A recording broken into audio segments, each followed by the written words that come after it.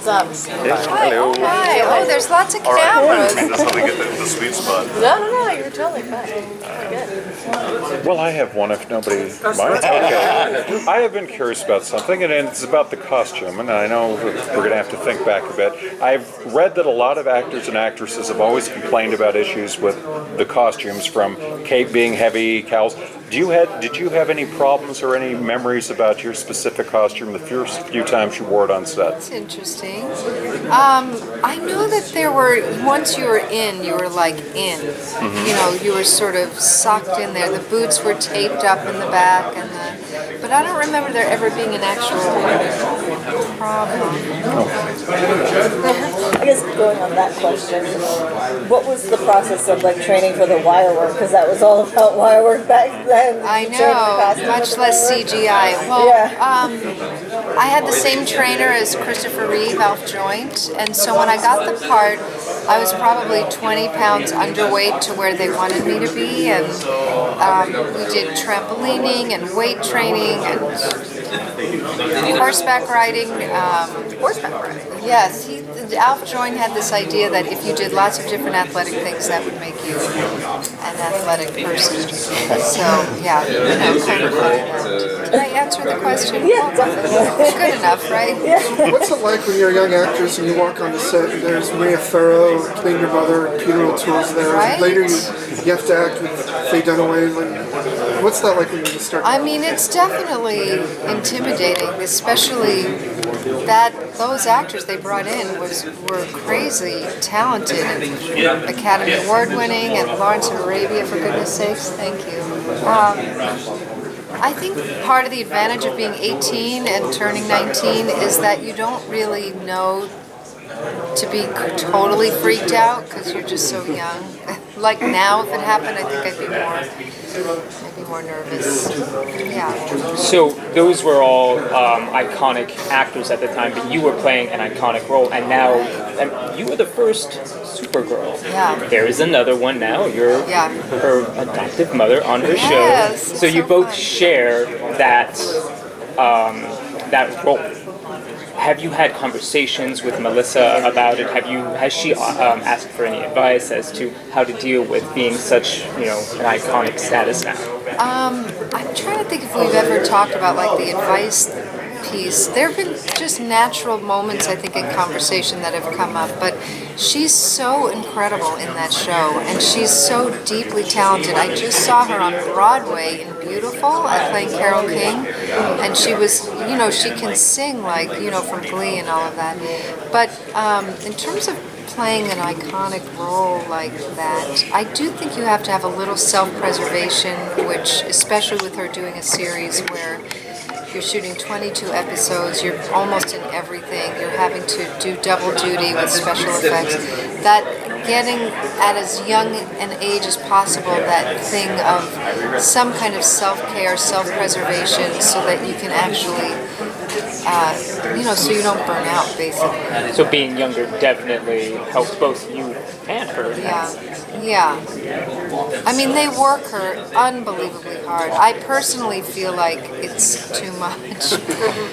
Just because on a 1 hour show, you really don't have control over the hours. It's not like you have a location, you have to get everything shot in while you're in that location, and then night shooting on top of that. I mean, it's really a no kidding around, very, very hard schedule for all those shows that are out that are doing all those night shoots, and so the self-care piece.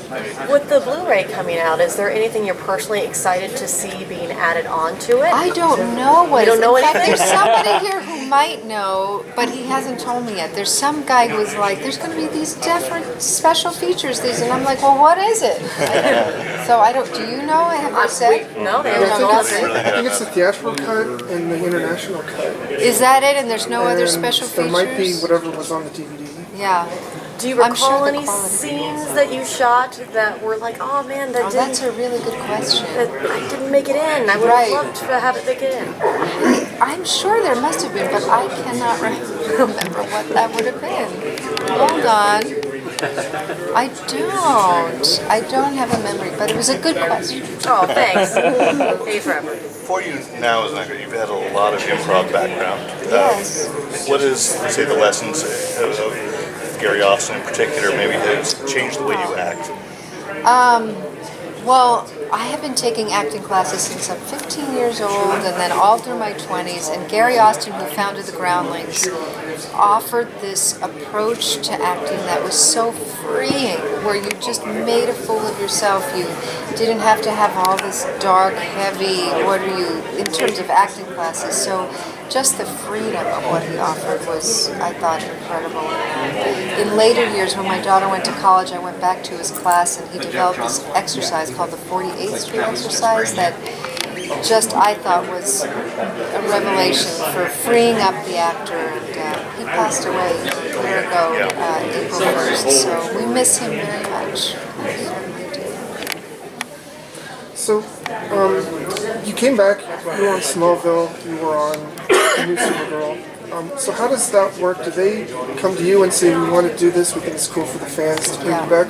Or do you have like a standing offer with Warner to say, No, if you guys... it comes from like the Berlanti universe, and then with Smallville, I'm just blanking on who that was at the moment.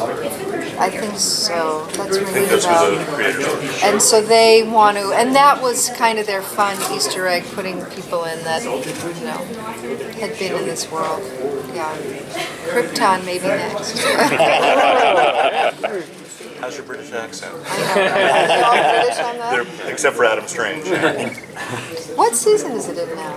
Just Going to 2 next year. And how is it? I'm just curious. What do you guys think of it? It's different, but it builds on you, It's definitely. a nice ending, I think. Yeah, I think definitely. it's good. Yeah, I haven't seen the last episode yet, but I like And it. the whole thing, because I haven't seen it, takes place on Krypton. It's like 200 About years 200 years. It's the prequel. Yeah.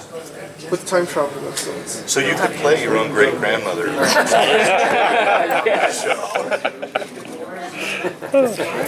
So the first time you put on the Supergirl suit, what was that like? Like, what did you feel?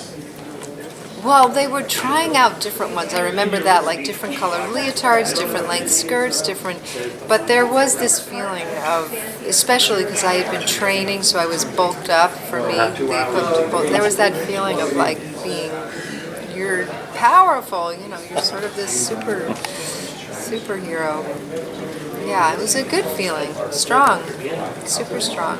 And Christopher Reeves was supposed to be in the movie. Did you ever get to meet him and work with him? I did. He was at Pinewood Studios while we were shooting the last one. I think doing some end pieces for Superman 3, and he was lovely. Really lovely. Sorry that he's gone. What was it like working with Peter O'Toole? I mean, I still remember the first thing he said to me. They were doing a documentary, I think, just about the making of Supergirl, and he was walking with me on the back lot, and we were looking at all the sets, and I remember him saying to now what do you think of the word aware? I was like, aware, like what? And interestingly, it's 35 years later, and it's a really great word to think about. Like, what are you aware of right now? What are you? And then I've told this before, but it's really sticks out. This thing where I had a Juliet monologue memorized, and I was doing it for him one day, and I was very American, using my hands, and he just said, place 2 flowers, pretend flowers between your thumb and forefinger, and now just let the poetry come through. So that was like a really profound acting lesson. When was the last time you watched the movie, and to follow up on that, what's like your favorite scene, or is there a scene in there you look at and you kind of cringe, or you maybe would have done something differently looking at it? It's been a long time since I've seen it all the way through. I can't really remember. My husband was all the years that my daughter was in our house. They would make these birthday movies, and for my 40th birthday, she was obsessed with Harry Potter, and he had her, because he's a whiz with filmmaking, used a green screen and had her on a broomstick flying through different movies, and at the end he has her fly into Supergirl where I'm flying. She's on her broomstick, I'm flying, and she said, hey Mom, Bubba, something, don't forget to see you in 20 years, don't forget to name me Hannah, or something like that, and then she flies out. So that's the last time I can tell you I've seen like a full scene of mine. I should probably see it again. That is a really good scene, though. Yeah. Where you first fly. Yeah, that's really It is a fun. very good scene. Really. Were you at all familiar with the character before you took the role? Or I wasn't a giant a comic book person. I loved Archie's and that kind of world, but I didn't know that as much. But then I did get familiar once I got the part. Are you doing any albums? I'm working on a new musical about the Selkie myth, which is very obscure. This probably isn't for this audience. No, it is. Clarissa Pinkola Estes, who's this Jungian author, she wrote this book, Women Who Run with the Wolves, and she has this myth that she takes about the Selkie, which is a seal woman who lives on land with a fisherman, but then after a certain amount of time has to go back to the sea. So I've been trying to musicalize. It's hard, but it's really nothing's been this challenging. I don't know why. It's coming. Yeah, it is. It's a good story. Really good story. Yeah. Well, you don't have to keep asking. No. We don't have questions. We're trying to be polite amongst each other as well. So, Chris Reeves had a, there was a long process in casting Superman. Yeah. What was that process? Did you can remember, like, what was the process? My understanding was it was also, I don't know if it was as big a process as Superman, but I was in New York City. I had graduated high school. I asked my parents if I could take a year off. That was June, to see if I could get acting work, and the audition came in September. And on one of the things I saw documentaries, you saw that they had, I remember Lynn Stallmaster, the casting director, saying they had seen quite a few people trying to figure it out. I mean, it's hard. It probably was really hard to cast that part. I don't know. I would think it would be really hard to cast that part. But then afterwards, like, was there a thing where they, like you had mentioned that you tried on different costumes, different things like that. Yeah. Did they try different things with your hair? Did they try doing? No, I think it was always going to be, I was a brunette when I auditioned.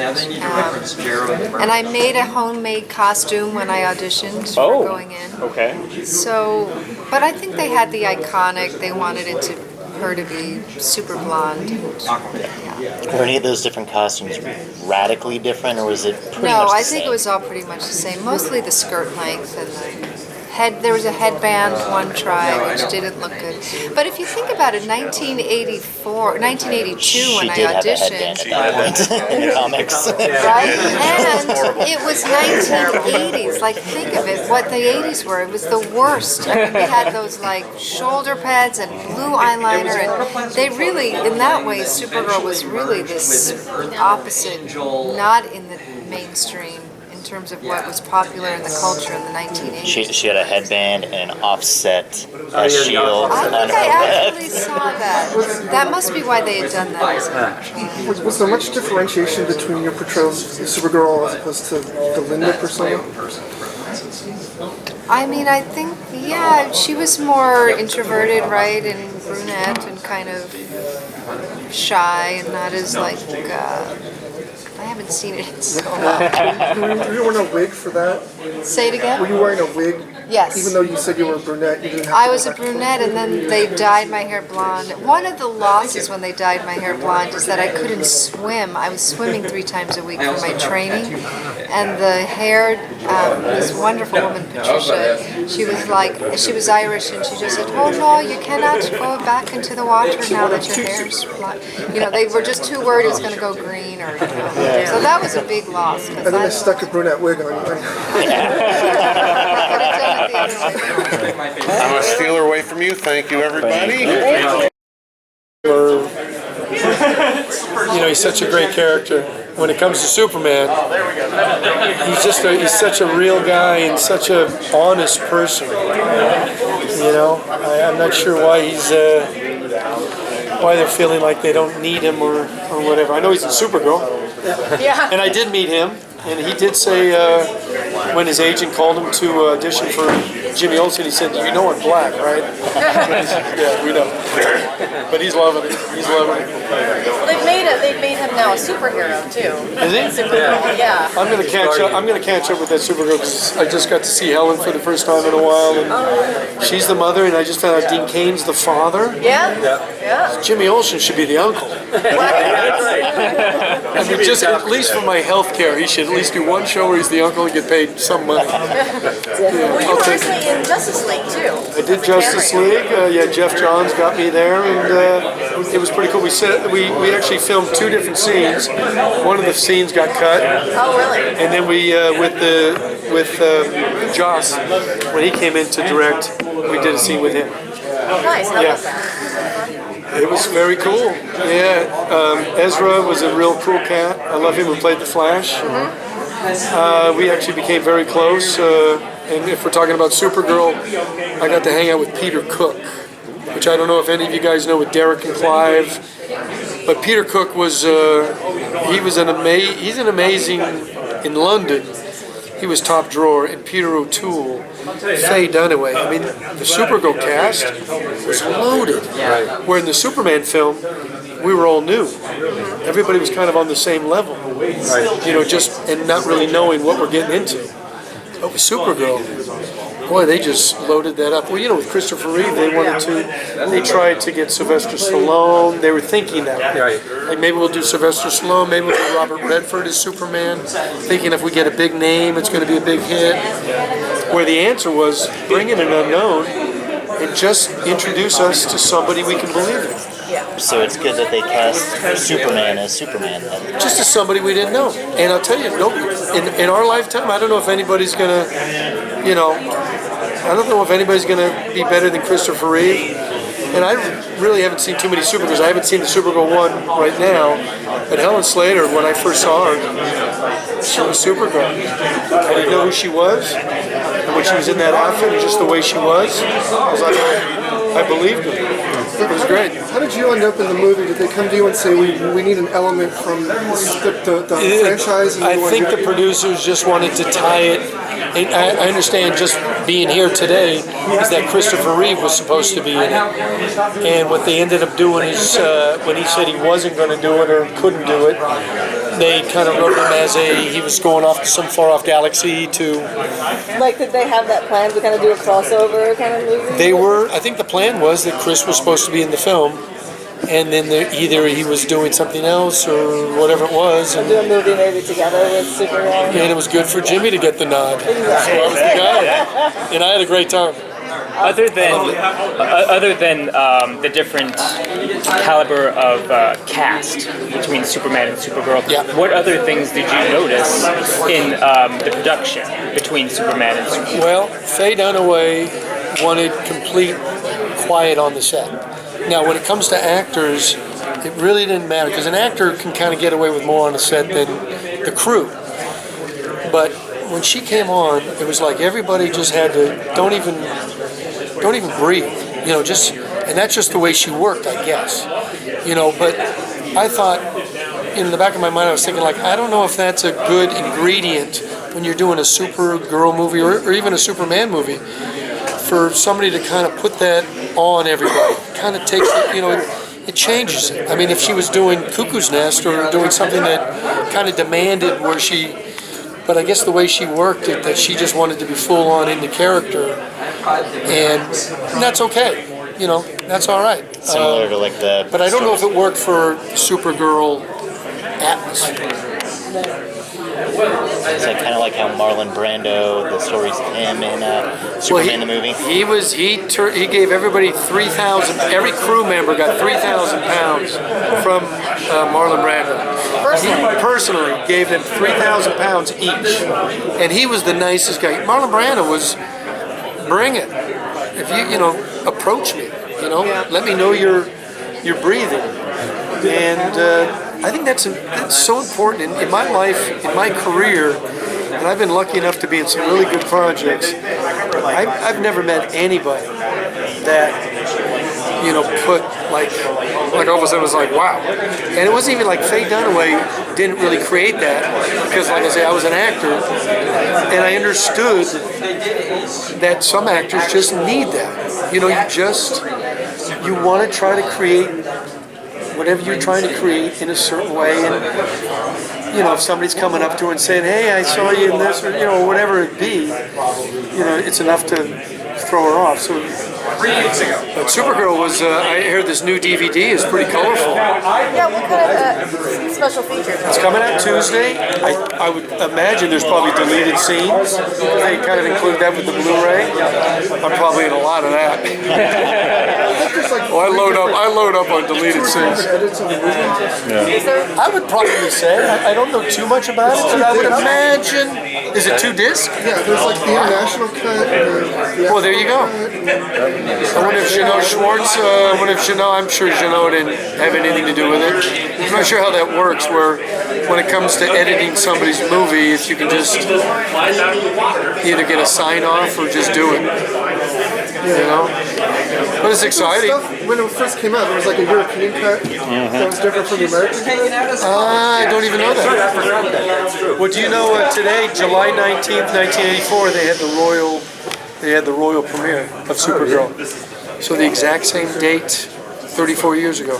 And what I learned today was that that happens every 18 years in order for July 19th to even line up. Oh, really? Yeah. That's magical. Magical. Which is very interesting, and I missed that. Actually, I didn't get to go to that. We were involved with Back to the Future, which is cool. I'm glad I didn't leave Back to the Future to go to Supergirl premiere. We just celebrated 30 years for that. It's all amazing. It really is. Superman's been 40 years. It's all been a very long, strange trip it's been, as Jerry Garcia said. A couple years ago was the 20th anniversary of Apollo 13. Apollo 13. It's amazing. It really is amazing. And it's to be able to be involved in one film that has legs, you're a lucky actor. Yeah. Let alone some of the films I've been involved in. I'm not quite sure who the sequel king is. Probably Sylvester Stallone, but I bet you I'm in there. I may be in the top 10. Because I got 3 out of Back to the Future. I got 4 out of 5 if you call Super. I think I got a pretty good number. And I think they're going to do a sequel to Apollo 13. Jim Lovell's at home making breakfast. It's not as exciting, but we can get some good, little maybe home release for it or something. Is there any scenes that you think are deleted that will be put into the Blu-ray that you shot? Oh, I wouldn't know. Remember I mentioned 1984? Yeah. And medicinal is legal now. It's all been a long, strange trip it's been. And Jeanot Schwartz, I remember him talking about, he just came off of the sequel to Jaws 2. And he was saying it was the greatest sequel of all time. And right there I was like, I don't know if it's the greatest sequel of all time, but you can tell that story. And it's okay. But it was a different film. Supergirl was shot differently. It was like, even with Superman, the Donner cut. Yeah. With Superman 2. Yeah. That's the true sequel. Everything after Superman kind of got, even with film, and Richard Pryor's, it started to get campy. Yeah. Which goes away from what I truly believe, because, with my acting, I never wanted to get caught acting.